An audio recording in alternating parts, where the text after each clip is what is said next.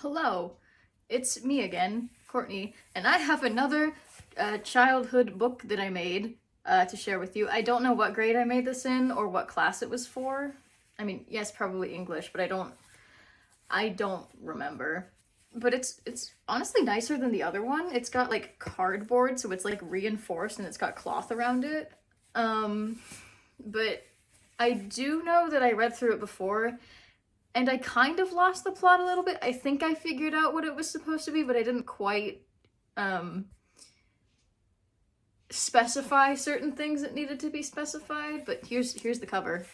The Golden Statue by me. What a basic cover with some yellow. Honestly, the inside of it's kind of nice though. Like, why is it kind of bougie? Wow.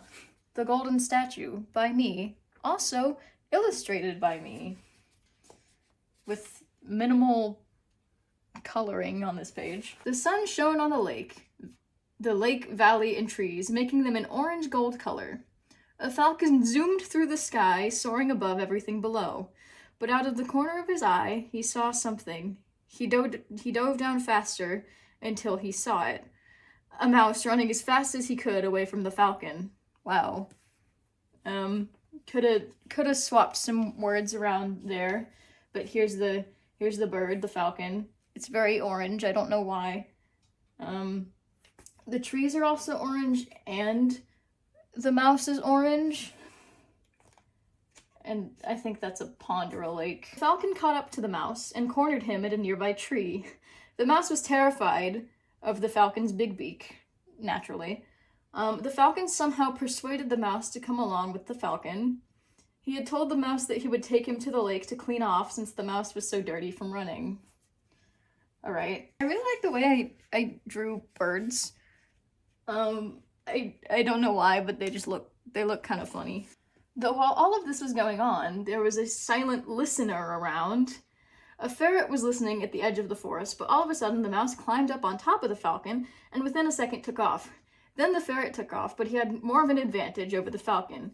He knew, capital K, every single root on the piece of land he lived on. That doesn't really make any sense, but I'll trust. This This is the ferret.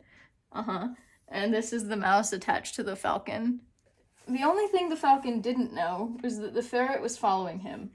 But to make matters worse for the falcon, he didn't know where the lake was, and the ferret did. The ferret got to the lake an hour before the falcon did. I don't know how, but I also was like, yeah, that's dramatic, because an hour was like forever to me back then. But there's the little guy at the lake. During that hour he spent by the lake, he tested something. When he threw a stick into the lake, something odd had happened. The sun was still shining when the falcon had returned, then started diving toward the water faster and faster. With a daring attempt to save the mouse, the ferret jumped into the air and pushed the mouse off the falcon, letting the falcon and ferret crash into the water. The mouse was safe in the grass, but the ferret and falcon had frozen to gold in the same position as they were when they crashed. Redundant, returned home safely, and that night the rodent families had a party that they celebrated every single year. The falcon and ferret were actually free from the gold.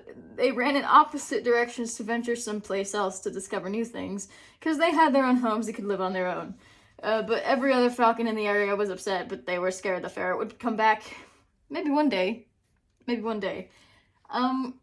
So I think what I had in mind was all of the rodents were apparently on the same team. And then that one ferret really riled up all the birds in the area.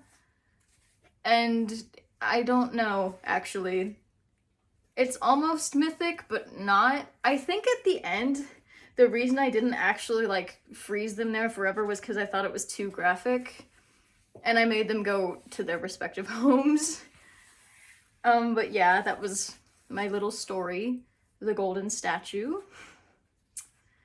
My brain is weird, but, yeah. I don't know.